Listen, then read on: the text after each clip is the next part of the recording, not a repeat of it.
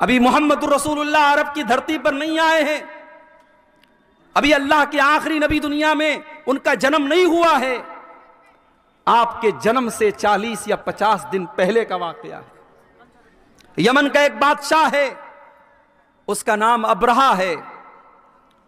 اس کو معلوم ہوا کہ عرب کی دھرتی پر خانہ کعبہ نام کی ایک بلڈنگ ہے، ایک عمارت ہے، اور اس خانہ کعبہ کا طواف لوگ کرتے ہیں، لوگ حج کرتے ہیں، لوگ عمرہ کرتے ہیں۔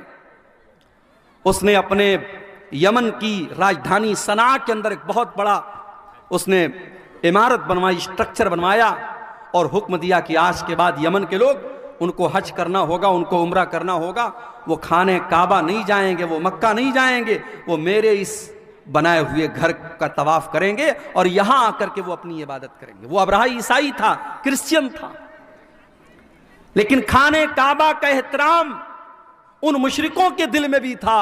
وہ مشرک تھے، وہ بتوں کے پجاری تھے، مگر خانہ کعبہ کے بارے میں ان کا یہ عقیدہ تھا کہ اللہ کی عبادت کا پہلا گھر ہے، یہ ابراہیم علیہ السلام نے اس گھر کو بنایا ہے، اور ابراہیم علیہ السلام سے پہلے بھی یہ گھر موجود تھا، یہ دھرتی پر اللہ کی عبادت کا پہلا گھر ہے۔ لوگوں نے ابرہہ کے بنائے ہوئے اس نقلی کعبہ کا طواف کرنا تو بڑی دور کی بات ہے، اور اس کی زیارت کرنا تو بڑی دور کی بات ہے۔ لوگوں نے اتنی انسلٹ کی کہ اس عمارت کے اندر جا کر کے انہوں نے پاخانہ کر دیا، پیشاب کر دیا، گندگی کر دی۔ ابرہہ کو طیش آیا، غصہ آیا، اس نے یہ نہیں پتا کروایا اس میرے بنائے ہوئے اسٹرکچر میں کس نے پاخانہ کیا، کس نے پیشاب کیا، کس نے گندگی کی۔ اس نے کہا کہ اب میں خانہ کعبہ کو ہی مٹا ڈالوں گا، نہ رہے گا بانس نہ بجے گی بانسری۔ اس نے بہت بڑا لشکر تیار کیا، اور شاید دنیا کے اتہاس کا اور دنیا کی تاریخ کا یہ پہلا لشکر تھا جس لشکر میں ہاتھیوں کو استعمال کیا گیا۔ ابرہہ خود بہت بڑے ہاتھی پر سوار ہو کے آیا تھا، اور دنیا کی نظروں نے دیکھا کہ یمن کا یہ بادشاہ اپنے ہاتھیوں کے ساتھ خانہ کعبہ پر حملہ کرنے کے لیے یمن سے نکلا ہے۔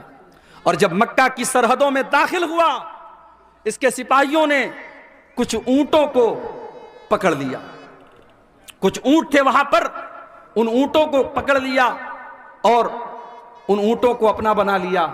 وہ اونٹ کس کے تھے؟ وہ اللہ کے رسول کے دادا عبد المطلب کے اونٹ تھے۔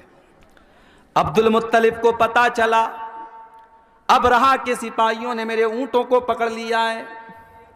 عبد المطلب آتے ہیں اور ابرہہ سے کہتے ہیں، ابرہہ میرے اونٹ مجھے واپس کر دو۔ ابرہہ کو معلوم تھا عبد المطلب خانہ کعبہ کے متولی ہیں، خانہ کعبہ کی چابی ان کے پاس رہتی ہے۔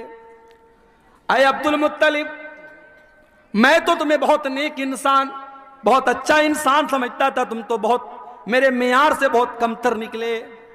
اے عبد المطلب، تمہیں معلوم ہے میں یمن سے چل کر کے تمہارے خانہ کعبہ کو گرانے آیا ہوں، جس خانہ کعبہ کو تم اللہ کا گھر مانتے ہو، جس خانہ کعبہ کو تم اتنا احترام کرتے ہو کہ تم اس کا طواف کرتے ہو اور حج اور عمرہ کرتے ہو۔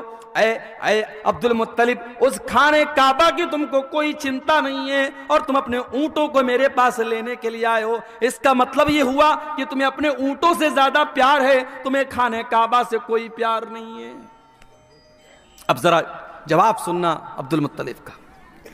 عبد المطلب مسلمان نہیں تھے، اسی اپنے خاندان کے مذہب پر تھے، اپنے باپ دادا کے مذہب پر تھے، بت پرستی والے مذہب پر تھے، اسلام پر نہیں تھے وہ۔ لیکن انہوں نے جو جواب دیا ہے وہ جواب بڑا معقول جواب تھا۔ کہا کہ اے ابرہہ، میں اونٹوں کا مالک ہوں، اونٹوں کی حفاظت میرے ذمے تھی، اس لیے میں اپنے اونٹ لینے آیا ہوں۔ جہاں تک خانہ کعبہ کی بات ہے، ان لہو ربن یحمیہ، اس خانہ کعبہ کا ایک پروردگار ہے، ایک رب ہے، وہ اپنے گھر کی حفاظت کرنا جانتا ہے، مجھے اس کی چنتا کرنے کی ضرورت نہیں ہے۔ اور پھر چشم فلک نے وہ منظر بھی دیکھا، ابرہہ اپنے ہاتھیوں سے جب اشارہ کرتا ہے، ہاتھی شام کیا رخ کرنے کے لیے تیار ہے، ہاتھی جو ہے یمن کی طرف واپس جانے کے لیے تیار ہے، ہاتھی تینوں ڈائریکشن میں جانے کے لیے تیار ہے، مگر ہاتھی کو جب یہ کہا جاتا ہے تو خانہ کعبہ کی طرف چل، ہاتھی 1 انچ چلنے کے لیے تیار نہیں ہے، 1 انچ ہاتھی آگے بڑھنے کو تیار نہیں ہے۔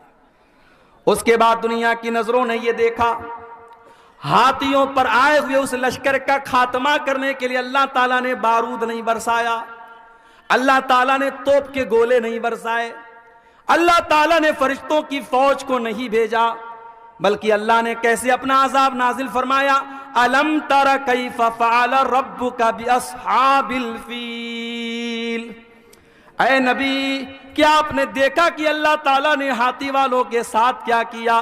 أَلَمْ يَجْعَلْ كَيْدَهُمْ فِي تَضْلِيلٍ۔ اے نبی، وہ تو بہت بڑی بڑی چالیں اور بہت بڑی بڑی پلاننگ بنا کر کے آئے تھے، اللہ نے ان کی ساری پلاننگ کو ناکام کر دیا۔ وَأَرْسَلَ عَلَيْهِمْ طَيْرًا أَبَابِيلَ، اور اللہ تعالیٰ نے ان کے اوپر چڑیوں کا جھنڈ بھیج دیا، چھوٹی چھوٹی چڑیاں ان کے اوپر بھیج دی، ترمیہم بحجارہ، جو اپنے چونچ میں اور اپنے پنجوں میں چھوٹی چھوٹی چنے کے برابر کی کنکریاں ان کے اوپر گراتی چلی جاتی تھی، اور وہ چھوٹی چھوٹی کنکریاں ایٹم بم بن کر کے ان کے اوپر برستی چلی جاتی تھی، جس کے اوپر وہ پتھر گرتا تھا، وہ کنکری گرتی تھی، وہ وہیں پر مر کر کے ختم ہو جاتا تھا۔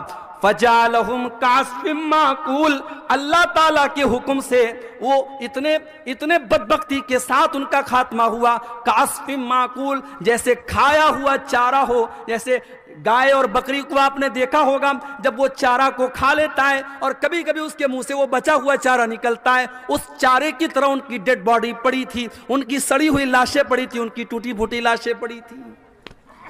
اللہ کو اپنے گھر کو بچانا تھا تو اس نے پرندوں کو بھیجا تھا، چھوٹی چھوٹی چڑیوں کو بھیجا تھا۔ میرے بھائیوں، آج کیوں نہیں آ رہا ہے پرندوں کا لشکر؟ آج کیوں نہیں آ رہی اللہ کی مدد؟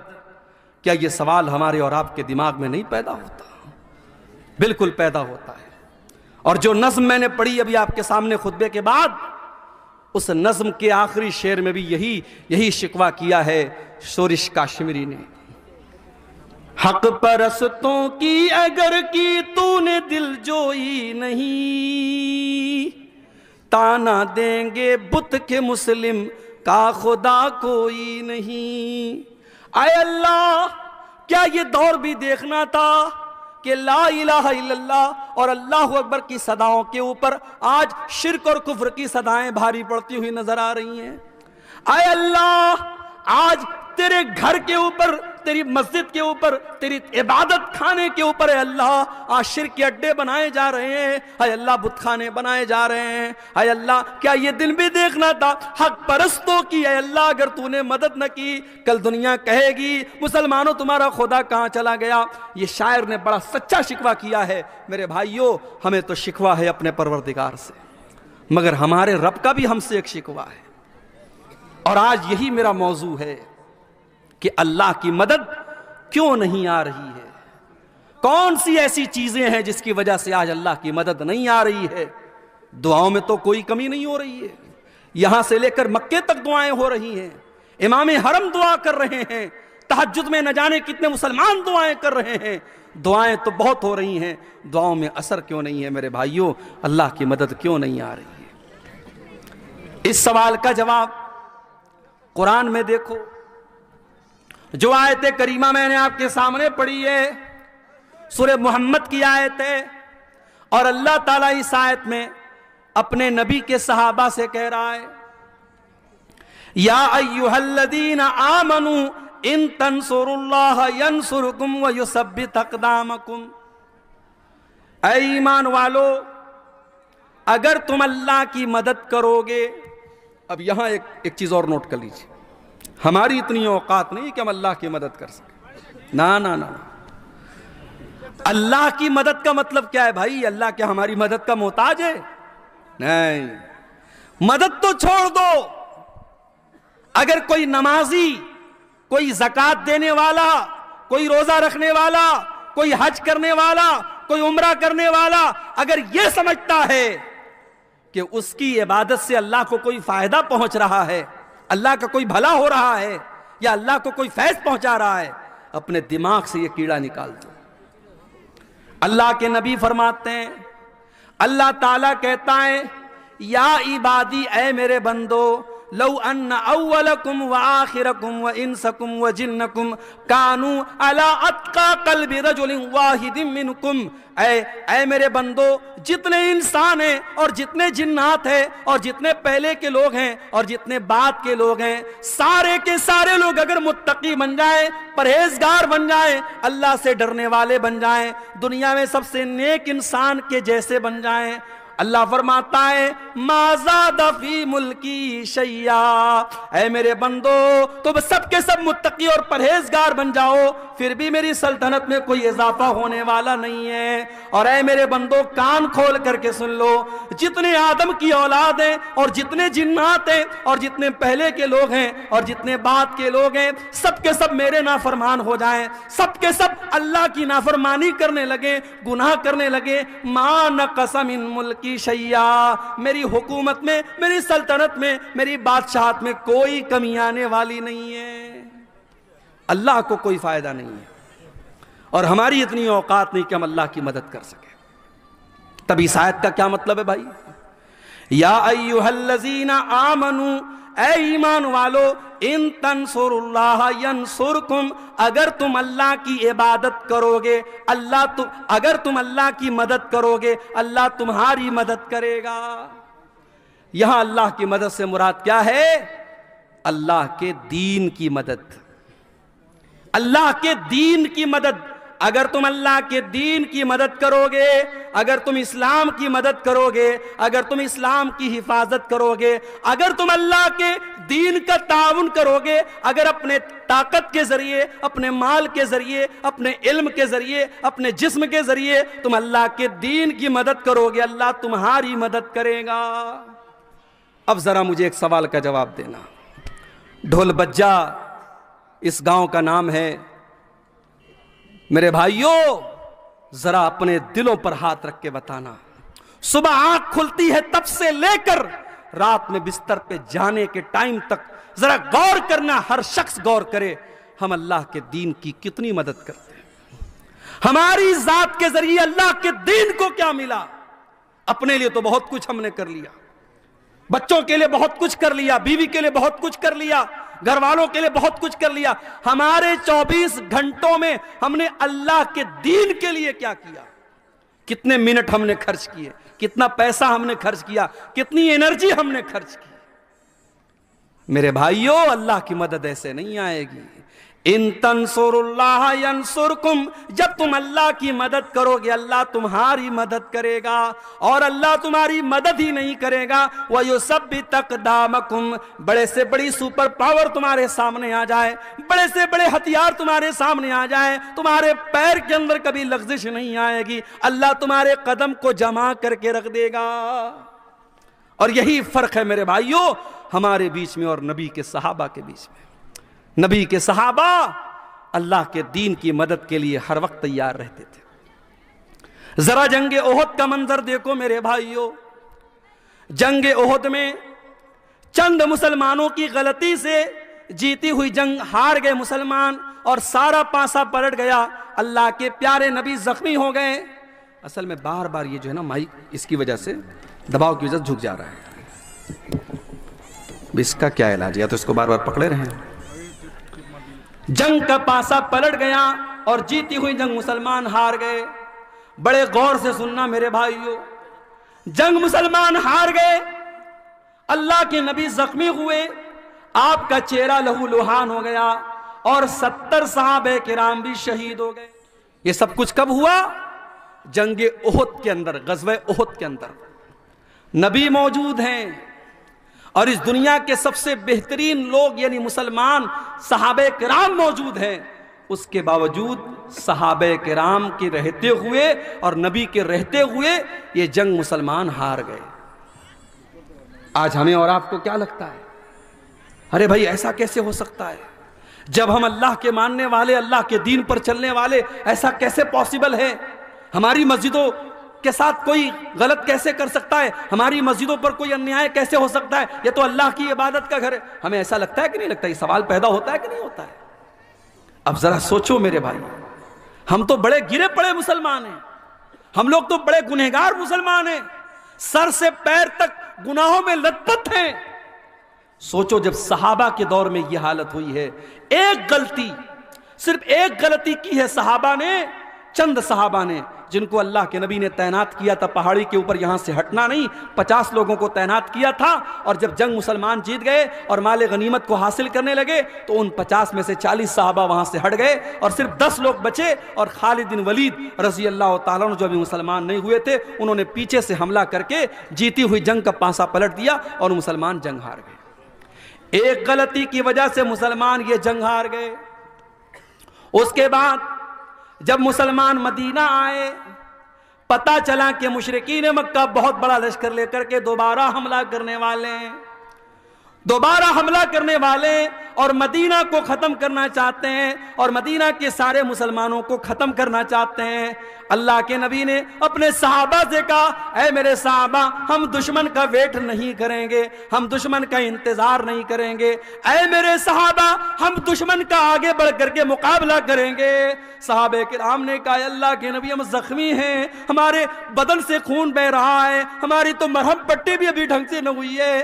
آپ نے فرمایا، اے میرے صحابہ، ہم کسی چیز کا انتظار نہیں کریں گے، ہم اسی حال میں دشمن کا مقابلہ کرنے کے لیے جائیں گے۔ میرے پیارے بھائیوں، دنیا نے دیکھا، آسمان نے دیکھا، زمین نے دیکھا کہ نبی کے صحابہ زخمی حالت میں، ان کے بدن سے خون بہ رہا ہے، ان کے باڈی پر زخموں کے نشانات ہیں، ان کے بدن سے خون رس رہا ہے۔ اسی حالت میں مدینہ سے حمراء الاسد نام کے مقام تک جاتے ہیں اور دشمن کا مقابلہ کرنے کے لیے مدینہ سے چل کے جاتے ہیں۔ دشمنوں کو پتا چلا کہ مسلمان پھر سے آئے ہیں، دشمن کی ہمت نہ بڑھی اور دشمن واپس چلا گیا۔ قرآن کریم میں اللہ اس کا تذکرہ کرتے ہوئے فرماتا ہے، للذین احسنوا من بعد ما اصابہم القرح۔ اے میرے نبی، آپ کے صحابہ تو اتنے بڑے ایمان والے ہیں کہ زخمی ہونے کے باوجود اور بدن سے خون بہنے کے باوجود اللہ کا حکم آیا تو وہ لڑنے کے لیے تیار ہو گئے۔ یہ تھے نبی کے صحابہ، وہ نبی کے لیے، اللہ کے دین کے لیے، اپنے نبی کے دفاع کے لیے، اپنے دین کے ڈیفنس کے لیے ہر وقت تیار رہتے تھے میرے بھائی۔ اور اسی لیے قرآن کہتا ہے، یا ایھا الذین آمنوا ان تنصروا اللہ ینصرکم۔ اے ایمان والو، جب تم اللہ کی مدد کرو گے، اللہ تمہاری مدد کرے گا۔ آج تو حالت یہ ہے، 100 روپیہ چندہ دینے کی حیثیت رکھنے والا 10 روپیہ بڑی مشکل سے دیتا ہے۔ کبھی غور کرنا، ریسٹورنٹ میں 10 کی نوٹ آپ کو بہت کم ملے گی، شراب کے اڈوں پر 10 کی نوٹ بہت کم ملے گی، زنا کے اڈوں پر 10 کی نوٹ بہت کم ملے گی، مسجد کی پیٹی میں دیکھنا 10 کی نوٹ بہت زیادہ ملے گی۔ جو سب سے چھوٹا اماؤنٹ ہوتا ہے وہ ہم مسجدوں میں دیتے ہیں، مدرسے میں دیتے ہیں۔ ہمارے یہاں سائنس پڑھانے والا ٹیچر آئے، ہم 2000 روپیہ مہینہ دیں گے۔ میتھ پڑھانے والا ٹیچر آئے، ہم 3000 روپیہ مہینہ دیں گے۔ ہندی اور انگلش پڑھانے والے کو 1000 روپیہ مہینہ دیں گے۔ اور بیچارے مولوی صاحب اور حافظ صاحب قرآن پڑھانے کے لیے آئیں گے تو ہم مول بھاؤ کریں گے، حافظ صاحب 500 روپیہ لے لیجئے۔ قرآن اور دین کے علم کی ویلو ہم نے گھٹا کے رکھی ہے میرے بھائی۔ انگلش میڈیم کے نام پر ہماری جیبوں سے 2-2 ہزار روپے فیس نکل جاتی ہے، اور مدرسے میں کہیں 100 روپے فیس لگ جائے تو ہم تانا مارتے ہیں، صاحب مدرسے والے بھی 100 روپیہ فیس مانگنے لگے۔ دین کی ویلو کو ہم نے کم کر دیا میرے بھائی، دین کی اہمیت ہماری نظروں میں ہم نے حقیر کر دیا، اور آج حالات یہ ہیں، دین کو ساری دنیا میں تماشا بنا کے رکھ دیا گیا۔ میرے پیارے ساتھیو، جنگ تبوک کا موقع یاد کرو، جنگ تبوک کا موقع یاد کرو۔ گرمی کا موسم ہے، مئی جون کا مہینہ ہے، کھجوروں کے پکنے کا ٹائم ہے۔ اللہ کے نبی اپنے صحابہ سے کہتے ہیں، اے میرے صحابہ، ہم کو تبوک کے لیے جانا ہے، ہم کو 700 کلومیٹر لمبا سفر کرنا ہے۔ اے میرے صحابہ، میرے پاس ہتھیار نہیں ہے، میرے پاس سواری نہیں ہے۔ اے میرے صحابہ، تم تعاون کرو، تم دان دو، تم چندہ دو۔ اے میرے صحابہ، میں تمہیں جنت کی گارنٹی دیتا ہوں۔ صحابہ کرام نے اپنی اپنی حیثیت کے مطابق، اپنی اپنی طاقت کے مطابق بڑھ چڑھ کر کے تعاون کرنا شروع کیا۔ عثمان غنی نے بہت سارے اونٹ بھی دے دیے، بہت سارے گھوڑے بھی دے دیے، اور 1000 سونے کے سکے بھی دے دیے۔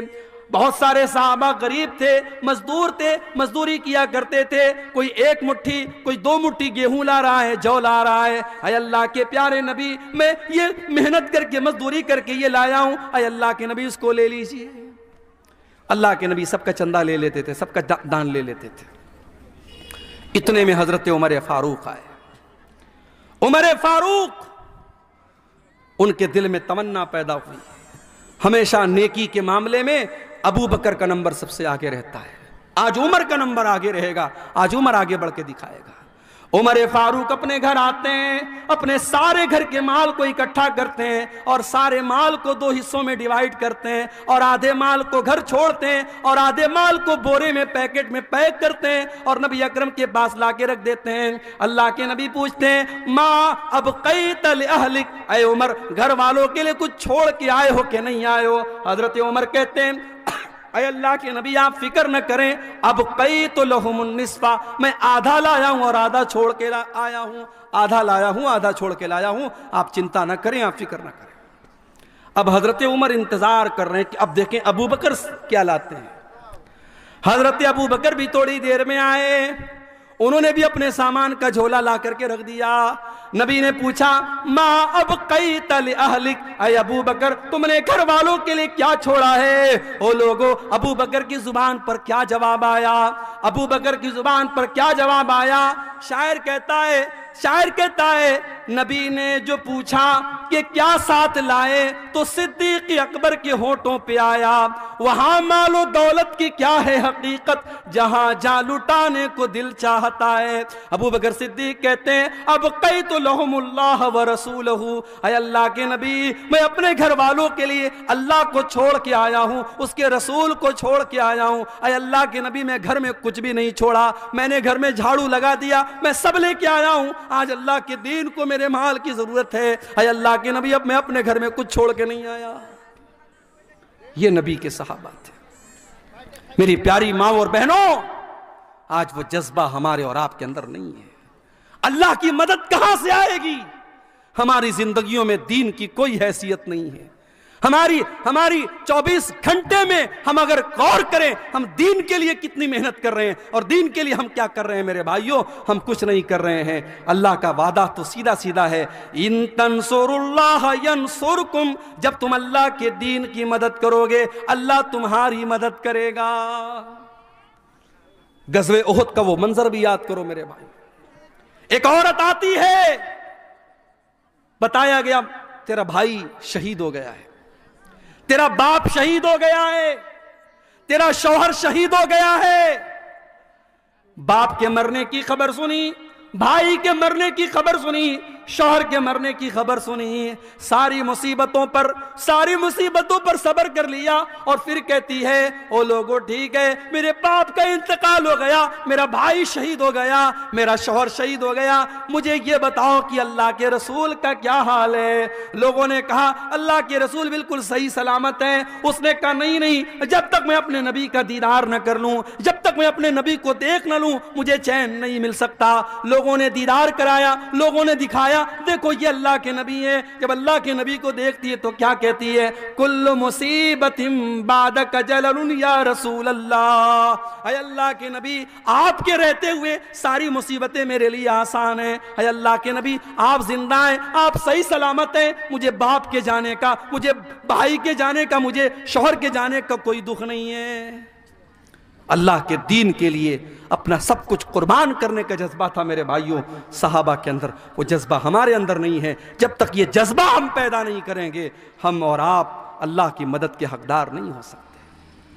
آج تو حالت یہ ہے، نوجوان ہے، پیسہ کما رہا ہے، اچھا پیسہ کما رہا ہے، بلڈر ہے، اچھی کھیتی باڑی ہے، اس کے پاس لاکھوں کا مالک ہے، اس سے کہو بھائی حج کر لے، عمرہ کر لے، کہتا ارے مولوی صاحب ابھی کتنی عمر ہے، ابھی 40 سال کا ہوں، حج کر لوں گا داڑھی رکھنی پڑ جائے گی، حج کر لوں گا 5 ٹائم کی نماز پڑھنی پڑے گی، حج کر لوں گا چوری بے ایمانی نہیں کر پاؤں گا، لوگ کہیں گے حاجی صاحبوں کے یہ سب کام کرتا ہے، ابھی تھوڑا گل چھرے اڑا لینے تو 50-60 سال کے ہو جائیں گے، پھر حج بھی کر لیں گے، عمرہ بھی کر لیں گے۔ مجھے بتاؤ 40 سال والوں، کیا تم لکھوا کے لائے ہو کہ تم 50 سال تک زندہ رہو گے؟ کیا اس بات کی گارنٹی ہے؟ کہ تمہیں آئندہ کوئی بڑی بیماری نہیں ہوگی۔